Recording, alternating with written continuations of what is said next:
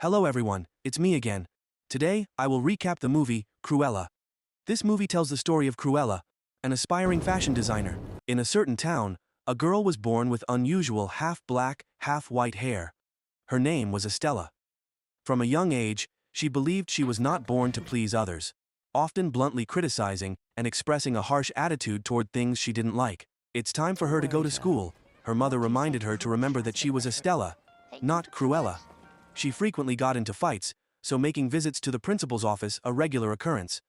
However, she also found two good friends, a girl named Anita and a puppy named Buddy. Her school days passed like this, until there was no more space in her report card to record her misdemeanors.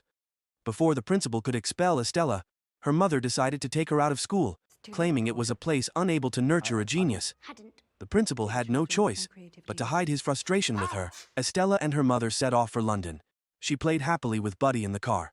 In truth, there was nowhere left in town that would accept her as a student. To prevent her from feeling sad, her mother said, they couldn't let a future fashion designer remain in such a small town. Estella saw a picture of a park in the newspaper and asked her mother to take her there. Her mother agreed, saying they would visit the fountain and have tea together. Estella promised her mother she would be more obedient from now on. They finally arrived at a destination, but it wasn't London. Estella's mother gave her the family heirloom necklace she always wore, and told Estella to wait in the car. Naturally, this little girl wasn't that obedient. She was first drawn to a beautiful dress, then went further inside, and saw her mother speaking to a bald man. Eventually, Estella hid under a cake cart. Estella was overwhelmed by the splendor, watching the beautiful people wearing gorgeous clothes. Her dog, Buddy, got excited and ran out. A man who knew Estella's mother saw her and covered her two-toned hair with a hat. He then took her out. Buddy bit the man's leg, giving Estella a chance to escape. Unexpectedly, 3 large and fierce Dalmatians were waiting for her. She was scared and ran away, climbing onto a swing on stage and narrowly avoiding being bitten by them. Continuing to carry Buddy, she ran out and saw her mother speaking with a woman in a white dress. She ran toward her mother and fell. Just when Estella thought she would be bitten, the 3 fierce dogs lunged at her mother, pushing Catherine off a cliff. The woman next to them pretended to be frightened, claiming to the police that Catherine was trying to blackmail her, causing the Dalmatians to attack. Seeing her mother die, Estella was heartbroken. But she is a child. She could do nothing but run away. Estella jumped onto the back of a freight truck and eventually fainted. The truck drove far away, carrying her from that place. When Estella woke up, she didn't know where she was. Looking out, she saw the park like the newspaper. She jumped down and realized she had finally arrived in London, at Regent's Park. But there was no tea, and no mother. Estella was now an orphan, and blamed herself for her mother's death. She remembered the necklace, but realized it was gone. She cried in despair. The next morning, she awoke to find 2 homeless boys, with a one-eyed dog named Wink. A chubby boy named Horace saw Estella and approached her, only to get kicked by her. At that moment, a policeman blew his whistle and approached them. Estella ran after the 2 boys, passing through various places, and, with Buddy, hid in an abandoned building. The boys asked her about her family. Saddened, Estella said her mother had passed away.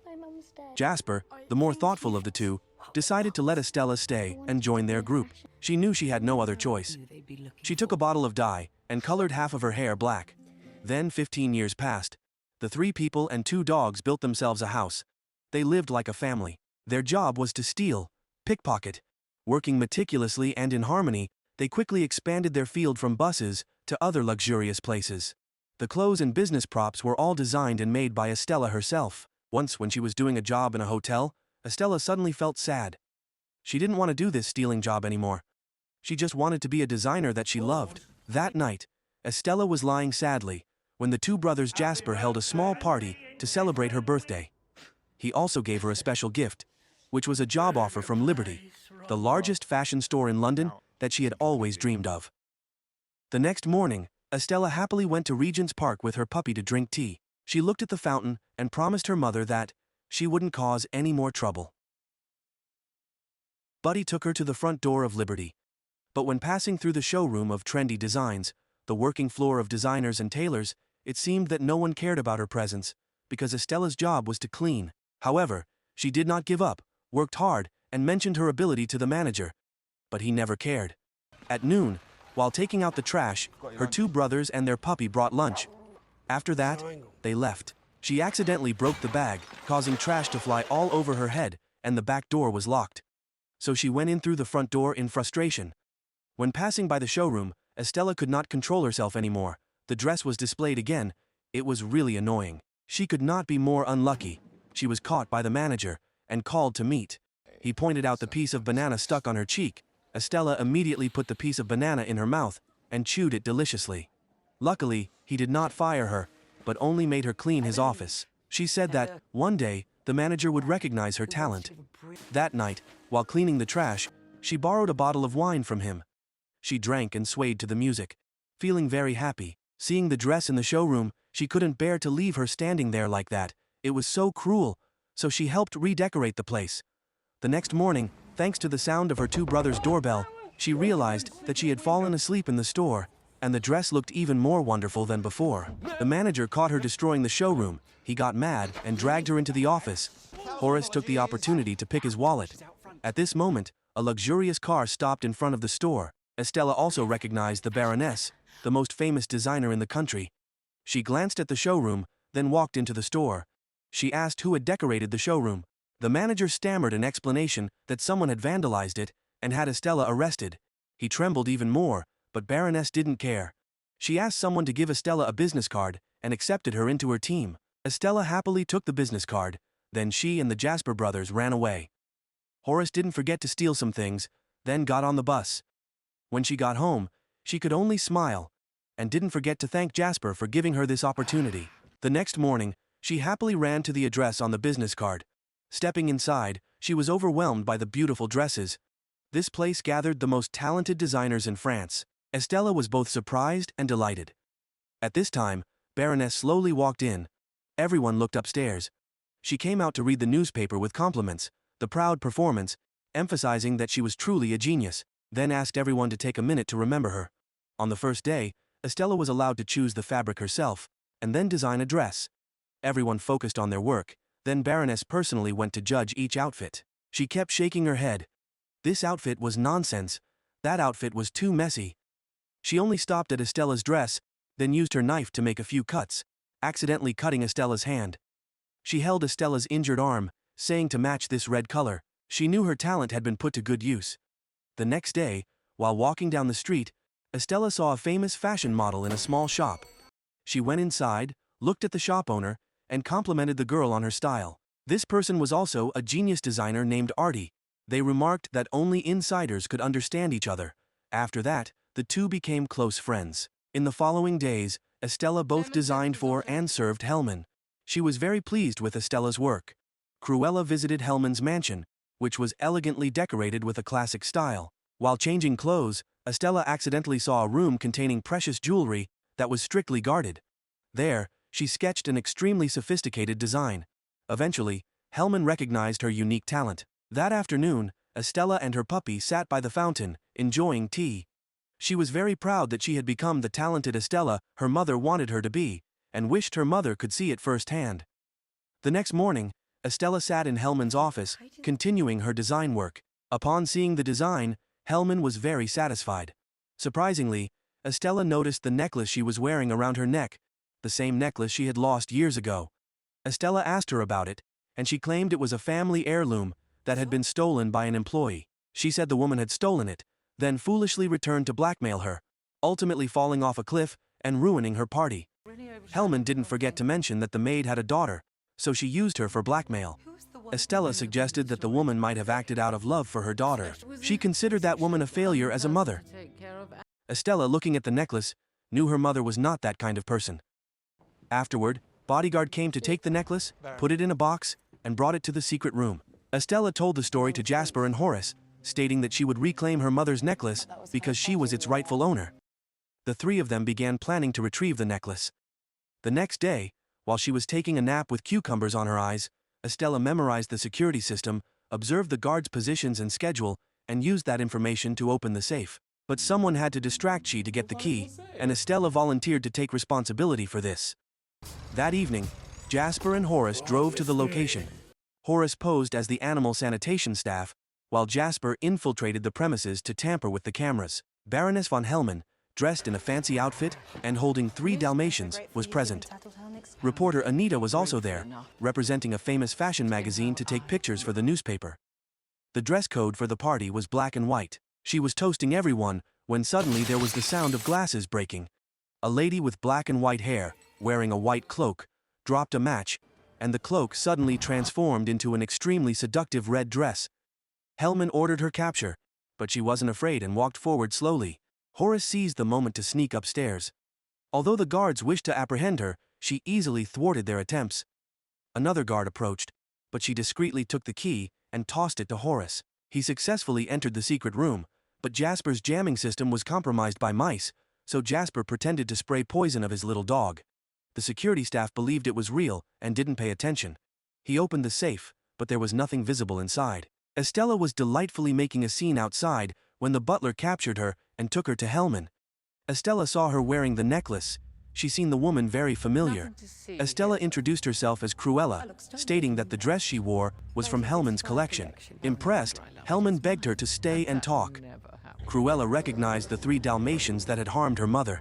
Sensing she was at a disadvantage, Jasper captured 3 mice, disguised as a waiter, and served them to the honored guest. When the plate's lid was lifted, revealing the mice, Baroness von Hellman panicked, giving Cruella the chance to grab the necklace and toss it to the puppy.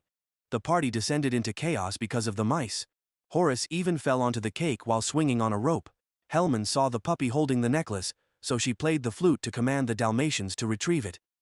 Witnessing this scene, Cruella recalled a memory. The noblewoman in white standing next to her mother was the one who had ordered the dogs to kill her mother. Jasper quickly pulled Estella away. The puppy dropped the necklace, which was then swallowed by one of the 3 Dalmatians.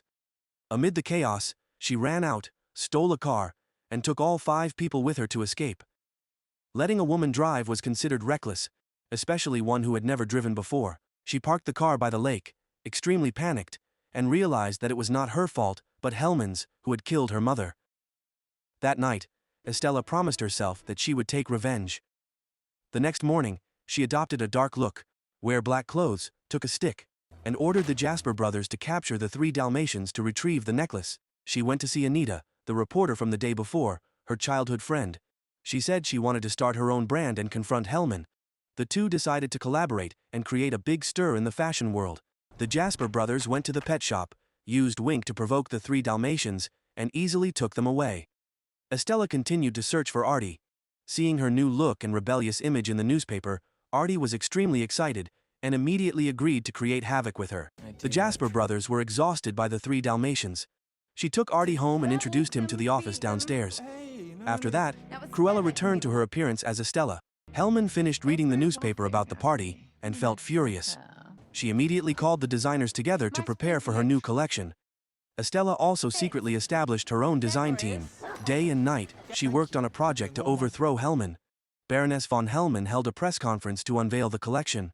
While everyone was chasing and photographing her, Cruella rode her motorbike to the stage, becoming the center of attention. Jasper managed the spectacular projection. Everyone focused on the lights and Cruella. Anita freely praised Cruella, calling her the girl of the future. This led to a series of days where Hellman was overshadowed. Cruella, like a fashion queen, surpassed Hellman, who had to accept defeat repeatedly. Hellman tried to act as if everything was fine, determined to win the upcoming collection. But Estella's designs did not satisfy her. Taking advantage of lunchtime, she deliberately followed Estella through the camera and caught her secretly hiding the designs. Hellman had stolen her designs. She was extremely pleased with this collection and decided to hold a grand rally. This time, it attracted significant media attention. But Hellman's nemesis appeared again. Cruella emerged from a pile of fabric scraps and newspapers, looking like a fashion queen. Cruella stood on a garbage truck and left, reporters fascinated and chasing after her. Hellman was so angry she couldn't contain her rage. She went to reporter Anita to inquire about Cruella's whereabouts, but couldn't intimidate her. In the next show, Hellman wanted a unique dress. Estella created an extremely gorgeous, sparkling dress. Hellman was very pleased and invited Estella out for a drink. Hellman said that without her, Estella was nothing. That night, the Jasper brothers pretended to break into her store, disguised it as a failed robbery, and left. Her catwalk show had arrived, and all the guests were present. But the safe wouldn't open. She ordered it to be broken open. After the iron door fell, countless butterflies flew out, scaring the guests away. Once the butterflies had flown away, She saw Estella's dress, which was a giant cocoon. While she was furious, lively music played outside, attracting her guests to the super unique catwalk show, where Artie hosted the launch of their new collection. Finally, Cruella appeared as the main attraction, wearing a Dalmatian dress. The show reached its climax. Hellman saw the dress and thought that Cruella had killed her Dalmatians to make a coat. The police arrived, and the crowd quickly dispersed. She accidentally saw Horace. On the way home, Cruella stopped by a food store to pick up supplies for a party. However, as soon as she entered the house, she found her brother tied to a chair in front of her. Hellman appeared and ordered to tie Cruella to the chair, intending to set her on fire to kill her. Hellman, satisfied with his plan, and took the 3 Dalmatians away. Cruella struggled and fell to the floor. Her 2 dogs tried to untie the ropes but failed. Outside the burning building, the press was present to record Cruella's supposed demise in the fire. In reality, she was still alive. Her savior was Hellman's butler, John. He had also found the necklace and showed it to her, revealing it to be a key, along with a small box on the table. She opened the box to find a birth certificate inside. He revealed that she was the rightful owner of that document. He recounted that many years ago, the Baron was a gentle person who loved his wife dearly. When he learned that his wife was pregnant, he was overjoyed and gave her a family heirloom, which was the necklace. However, she was too self-absorbed. When she gave birth to a baby girl, she took advantage of the Baron's absence and ordered him to kill the child. Instead, he did the opposite and entrusted a maid to care for the child, who was also Cruella's adoptive mother. Baroness von Hellman told her husband that their child had died. The Baron was heartbroken and died. Now, Cruella was the legal heir to the fortune and the title that should be hers. Cruella could not accept the fact that Hellman was her mother. She left and took a ride in a postman's car. She ran aimlessly through the streets, unsure of where to go. Faced with this heartbreaking truth, she found herself at Regent's Park, the first place she had set foot in London, and where she began her life without family or relatives. Her biological mother was the one who abandoned her and even killed her adoptive mother. She confided in the fountain, which had sheltered her as she grew up in a strange city. She had tried everything because she loved her mother, but unfortunately, she was no longer Estella. Now, only Cruella remained. She would avenge Estella and her mother's death. Hellman paid the sheriff to arrest her 2 brothers. The sheriff reported that Cruella's body was not found, indicating that she was still alive. Hellman was extremely angry and threw a chair in frustration. Jasper and his brother were sitting in jail, mourning their sister's death, when they heard strange noises outside. Cruella drove a garbage truck straight into the police station, then sped away to distract the police, creating an opportunity for the dog Wink to rescue Jasper and his brother. The 2 brothers disguised themselves as police officers and easily left the station. Cruella lost the police by using the huge pile of garbage as a diversion. She drove the garbage truck to pick up her 2 brothers. She revealed that Hellman was her biological mother, which surprised them greatly. She said that the only way forward was to keep going. Hellman would not let her go easily, and she hoped the 2 brothers would help her, because they were a family, and all she had. Jasper nodded in agreement to help her. Jasper asked about the plan this time. She said Hellman would throw a party that weekend and attack her guests. At that moment, John appeared, and she introduced him to her small family. She went to find the designer Artie, who was very happy to see she was safe. Cruella invited him to join the plan. The task was risky and could be dangerous. Artie agreed, though he wasn't sure about the death. The team began working non-stop. Their base was John's house. She directed the design and sewing. John stole the guest list. Jasper and his brother were in charge of delivering the dresses to the guests. Horace also fixed up the Mr. Baron's old car, which had been abandoned many years ago. Before the party, Hellman asked the guards if the security was ready. She thought the girl might appear to cause trouble that night, so she even used an electric baton to test the guard, ready to prick the cleaning lady to see if the battery is still good. She was very satisfied. Then she took the whistle and put it on her wrist, proudly leading the dogs out. Outside the mansion, the guards began to attack the woman with black and white hair. Cruella called the police, reporting a robbery at Hellman's mansion. Jasper used the walkie-talkie to contact all the guards, instructing them to focus on the library, because Hellman was calling them. Horace also pretended to be a guest and locked the library door. Unfortunately, there was still a tall guard left. In a moment of danger, Artie knocked him out. Hellman appeared, extremely shocked, because the whole hall looked exactly like Cruella. Swallowing her anger, she pretended to feel sorry for Cruella. She walked down the hall and found that the guards had gone. Cruella took the needle and walked closer to her, removing the whistle from her wrist. She went inside to change her clothes and returned as the obedient Estella. Then the Dalmatians heard the whistle and rushed to sniff it out. She saw Estella, realized she had lost the whistle, but still ordered the dogs to attack Estella. However, when they got close, Cruella screamed, making them docile. She revealed that the secret in the necklace was the key to proving her identity and greeted her mother. Hellman was no longer arrogant. She apologized and admitted it was her mistake. Jasper invited the guest to go outside to party with Hellman. John also contributed to this, and the guards rushed out. The police were on their way. The guests walked out one by one, and Hellman asked to hug her. Cruella still wanted to give her mother a chance to apologize. She asked if Hellman had pushed her off the cliff. Hellman said no and hugged her. At this moment, the devil inside Hellman revealed itself, and she pushed her daughter down the cliff. All the guests and servants witnessed this horrifying scene. She was startled and claimed that Estella committed suicide and deliberately dragged her along. Regardless of her explanation, the police came to arrest the evil woman. Cruella led her 2 brothers and several dogs to visit Estella's grave. Now Cruella officially and legally inherited the property and title left by her father. Her mother had to pay for her crimes. Estella was truly dead. There was only Cruella left. Then she threw the necklace into Estella's grave and buried it with her. Jasper remarked that this little girl was still alive, questioning what she meant by dead. She had now become a Baroness. Inside, John lit a fire in the fireplace to welcome the real Baroness back. She declared that this would be the golden age of British fashion. Cruella sent a small gift to Anita, a Dalmatian puppy, with a thank you note. The movie ends here. Family is truly more important than material things. When you are tired, the only place that loves you is family. The 2 brothers, Jasper and Horace, were orphans like her. They protected and loved Cruella like a real sister. For their sister, they would act without fear of hardship. I am very happy that in the end, Cruella got back what she deserved. Thank you very much for supporting the channel's development to this point.